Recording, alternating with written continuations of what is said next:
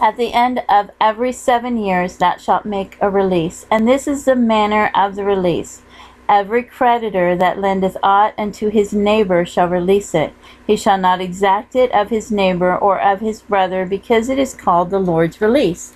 Of a foreigner thou mayest exact it again, but that which is thine with thy brother thine hand shall release, save when there shall be no poor among you. For the Lord shall greatly bless thee in the land which the Lord thy God giveth thee for an inheritance to possess it.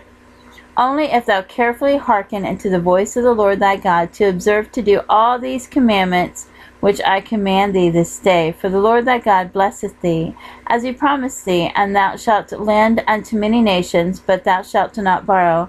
And thou shalt reign over many nations, but they shall not reign over thee. If there be among you a poor man of one of thy brethren within any of thy gates in thy land, which the Lord thy God giveth thee, thou shalt not harden thine heart, nor shut thine hand from thy poor brother, but thou shalt open thine hand wide unto him, and shalt surely lend him sufficient for his need in that which he wanteth. Beware that there be not a thought in thy wicked heart, saying, the 7th year, the year of release, is at hand, and thine eye be evil against thy poor brother, and thou givest him not, and he cry unto the Lord against thee, and it be a sin unto thee.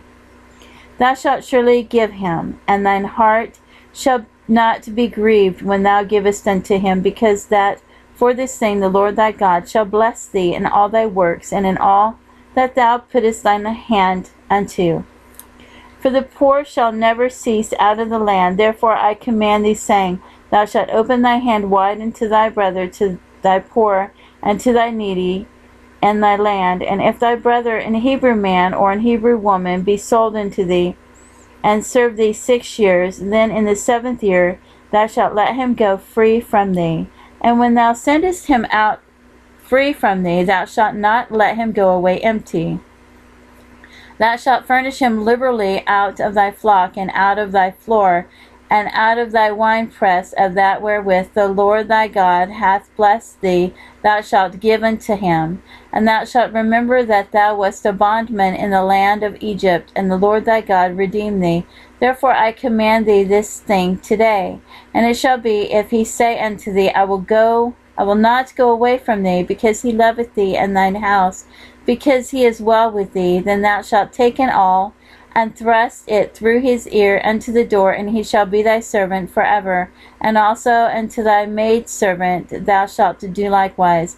It shall not seem hard unto thee when thou sendest him away free from thee, for he hath been worth a double hired servant to thee in serving thee 6 years. And the Lord thy God shall bless thee in all that thou doest.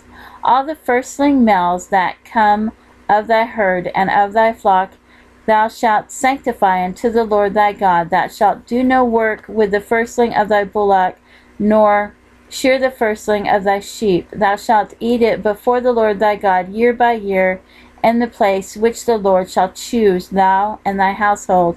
And if there be any blemish therein, as if it be lame or blind, or have any ill blemish, thou shalt not sacrifice it unto the Lord thy God.